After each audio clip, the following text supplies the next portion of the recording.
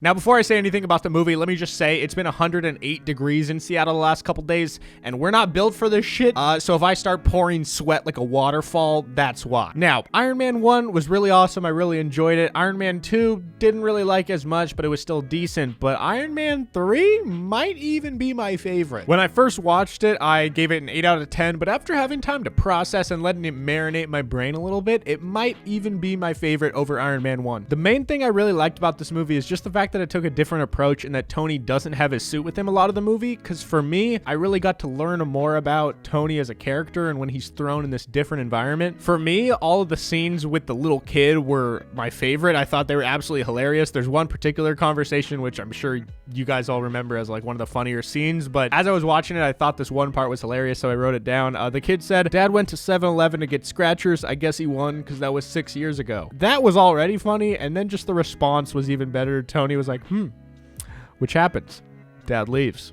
No need to be a pussy about it. And when I heard that, I was just like, that's the sense of dark humor that I love and appreciate. But I feel like I'm getting a little ahead of myself here, because usually I try and start near the beginning of the movie and then end the review near the end of the movie, but that usually doesn't happen anyways. But I will say, at the start of the movie, when they showed Yinsen again, that was the first time in my life where I actually got excited about understanding a reference in like a superhero movie. You know, there's other references that I heard with like the Joker and Batman and Spider-Man and shit, but meeting Yinsen in Iron Man 1 and then seeing him again all these years later, and just knowing that if I hadn't watched the previous two, I wouldn't understand the significance of that particular conversation between Tony and Yinsen, that was cool, because I'm like, oh my god, I actually get it. I fucking get it, dude. Like, you know, if I would have just gone to the theaters and seen this movie, like Iron Man 3, just randomly with the boys one weekend or something, and didn't really know any of the previous story, there's so much that would be lost in these movies. And obviously that's a big part of the appeal, is that it's this long TV show basically. And like I've said many times, sometimes I don't really care for that too much. Just personally, I can understand why it's amazing, but in this movie, I actually really enjoyed understanding the universe more. Like, this was the first time where I felt like it paid off. You know what I mean? And as I read through my notes, I can kind of re-feel certain emotions that I felt when I first watched the movie. So one of my notes says, wouldn't the main terrorist speak a different language and have an accent? That was a question I had as I just met the first villain. And then my next note was, oh wait, never mind. Turns out he's just an actor, ? And I'm referring to Mandarin or the Mandarin.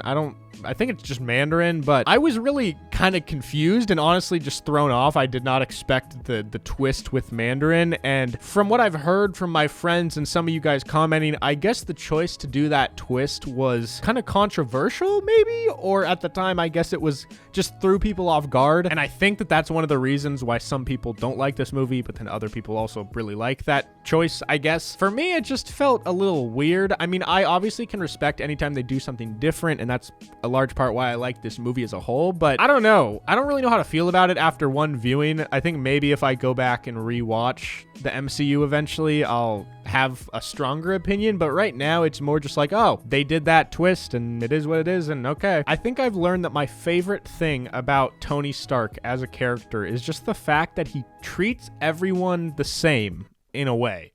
Kind of. I'm not sure if that actually is true, but at the very least, he talks to everyone the same. And I just think that they really nailed it with like that character choice, because it's really cool when you see him talk to the kid in this movie that he's with. He treats him the exact same way he would treat an adult. He doesn't talk to him like he's a dumb little kid. He doesn't choose certain words over others. He genuinely has this sass and swagger and arrogance to him all at the same time, but it doesn't change. Like, he is who he is to everyone, to Pepper, to whatever Jon Favreau's fucking character's name.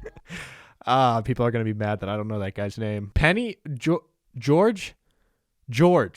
No? He has like an assistant name. I know it. Why? It's not Penny. Penny's not a guy, right? Happy. I knew it was something like that. That's such an assistant name. And not only does he treat all the people the same, but he also talks the same way to the literal like machine, the Iron Man suit. I haven't thought too hard on what that says about him as a person and what maybe the underlying metaphorical meaning is of that, but I just think as a viewer in general, even if you don't want to think super deep or philosophically, it just gives you a good understanding of what he might be like. There's different types of people in the world. There's the people who talk to their dog like, oh, hey, buddy. And then there's other people that talk to their dog like, hey, what's up, pussy? How's it been? So not really sure how that ties into Iron Man, but here we are. I also thought Killian was pretty great. I don't know. Is that his first name? Aldrich Killian. I thought he was cool, mainly because I like Guy Pearce. I have a really bad habit of just favoring like a character in a movie if it's played by an actor that I like, which I guess everyone probably does that to an extent. Personally, I thought Killian was pretty cool. I don't know if that's a hot take, but man, I don't know. This movie was just a whole lot of fun to me, and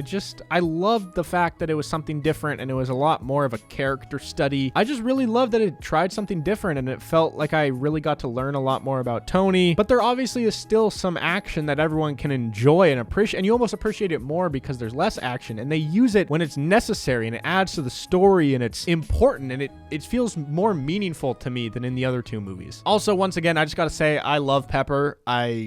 She truly is one of my favorite characters of all these superhero movies so far. I don't know what it is. I just like her. Like, she seems cool. I don't know. I want to talk to her. I want to hang out with Pepper. She seems like she'd be fun. I genuinely felt real sadness when Pepper fell off the crane. I didn't expect her to die for some reason. But then, like, I thought she was dead and I was almost coming to terms with that. And then she just shows back up and she's alive and she's like half on fire, I think, if I remember correctly. I don't know. Pepper's just a fucking badass and I love her. And can we just stand Pepper, please? Can we all get like Pepper, we love Pepper in the chat or something? If anyone ever wants to get me a gift, just get me like a picture of Gwyneth Paltrow's face.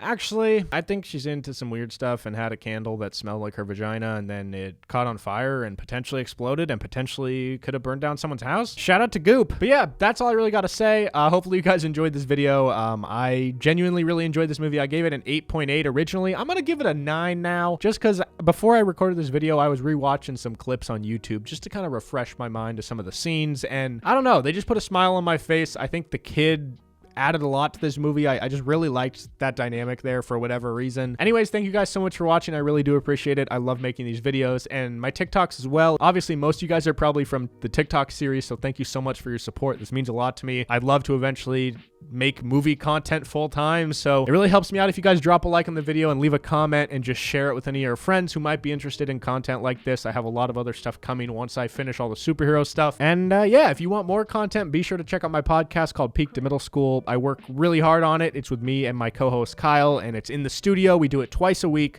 with full video versions on YouTube. It's all linked down below. Go check it out. And with that being said, I am very sweaty. I'm gonna go take a cold shower, edit this video, hopefully get it done by midnight, and then post it in the morning. Wish me luck. All right, love you guys. Peace.